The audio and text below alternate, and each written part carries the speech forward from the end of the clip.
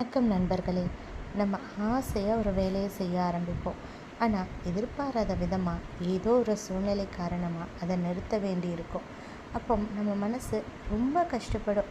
நமக்கு மட்டும் ஏன் இப்படி நடக்குது அப்படின்னு சொல்லிட்டு வருத்தப்படுறீங்களா? அப்போ இந்த பதிவு உங்களுக்காக தான். ஒரு அழகான பச்சைக்கிளி தன்னை கூட அமைக்கிறதுக்காக ரொம்ப தூரம் பயணம் பண்ணிகிட்டே இருந்தது. அதுக்கு எந்த இடமும் பாதுகாப்பாக உணரலை. ரொம்ப தூரம் பயணத்துக்கு அப்புறமா ஒரு மலைக்கு மேலே ஒரு கோவில் இருந்துச்சு.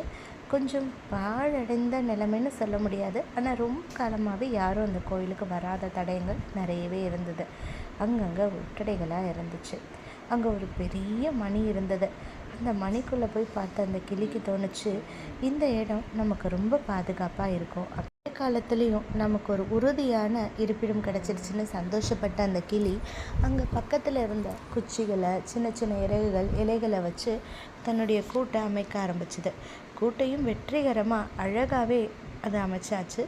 அங்கே அழகாக ஆனந்தமாக அது வாழவும் ஆரம்பிச்சுது. தன்னுடைய இனிய குரலில் அப்பப்போ பேசிட்டு பாடிட்டு சந்தோஷமாக இருந்தது. திடீர்னு ஒரு நாள் அங்கே அந்த கோவிலுக்கு இருப்பாங்களே துறவிகள், அடிக்கடி வர மாதிரி அன்றைக்கி ஒரு நாள் ரொம்ப நாள் கழித்து வந்தாங்க. வந்துட்டு, சரி இந்த கோவிலை இப்படியே விட்டுடக்கூடாது, இனி மக்களை இந்த கோவிலுக்கு வர செய்ய ஆரம்பிக்கணும். அதுக்கு முதல் பணியாக என்ன பண்ணாங்கன்னா, கோவிலுக்குள்ளே போகிறதுக்கு முன்னாடி அந்த பெரிய மணி ஒன்று இருந்துச்சு இல்லையா, அதை ஒரு பெரிய கட்டையை எடுத்து ஓங்கி அடிக்க ஆரம்பித்தாங்க. அந்த அதிர்வில் அந்த ஆசையாக கட்டின கூடு செதஞ்சிடுச்சு. ஆமாம், அந்த சிறகுகள், அந்த சின்ன சின்ன குச்சி, இலை எல்லாம் அங்கே இங்கேயுமா சிதறி போயிடுச்சு. அந்த கிளியும் அதிர்ச்சியில் கீழே விழுந்தது.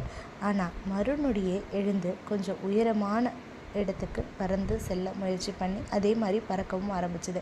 அப்போ தான் அது கவனிச்சது, அந்த கோவிலில் மனிதர்கள் வர ஆரம்பிச்சிருக்காங்கன்னு. இனிமேல் இங்கே தங்கினா பாதுகாப்பாக இருக்காது அப்படின்ற காரணத்தினால தன்னுடைய இருப்பிடத்தை எங்கேயாவது அமைச்சு தானே ஆகணும். ஆனால் அதுக்கு ரொம்ப சோகமாயிடுச்சு. நம்ம இங்கே சந்தோஷமாக வாழலாம் அப்படின்னு தானே கூட கட்டணும், அதே மாதிரி சந்தோஷமாக இருக்கவும் செஞ்சோம். ஆனால் கடவுள் ஏன் நம்மளை இப்படி பண்ணிட்டாரு அப்படிங்கிற வருத்தத்தில் ரொம்ப சோகமாக அங்கேருந்து பறந்து செல்ல ஆரம்பிச்சது. அந்த கூடு இருந்துச்சு இல்லையா, அந்த இடத்தை ஏக்கமாக பார்த்துக்கிட்டு ரொம்ப உயரமாக பறக்கவும் ஆரம்பிச்சுது. அந்த கோவில் மலை மேலே இருந்துச்சு இல்லையா, அதுக்கு கொஞ்சம் பக்கத்தில் ஒரு நதி போயிட்டு இருந்தது.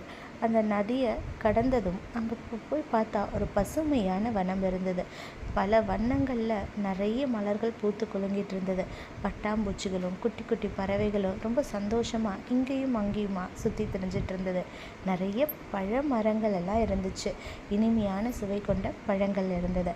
இதை பார்த்தின கிளிக்கு ஆச்சரியமாக போயிடுச்சு. இவ்வளோ நாளும் இதை நம்ம பார்க்காம இருந்திருக்கோமே அப்படின்னு சொல்லிட்டு ரொம்ப சந்தோஷமாயிடுச்சு. ஆனால் இந்த முறை அது கூடு கட்டி தான் ஆகணும் வாழறதுக்காக. முதல்ல கட்டினதை விட மிகவும் உறுதியான குச்சிகளை தேர்வு செஞ்சது. ரொம்ப உறுதியான கூட்டை ஒரு நல்ல பெரிய மரத்தில் உறுதியான மரமாக பார்த்து கூடையும் கட்ட ஆரம்பிச்சது அந்த கிளி. கூடு கட்டியாச்சு.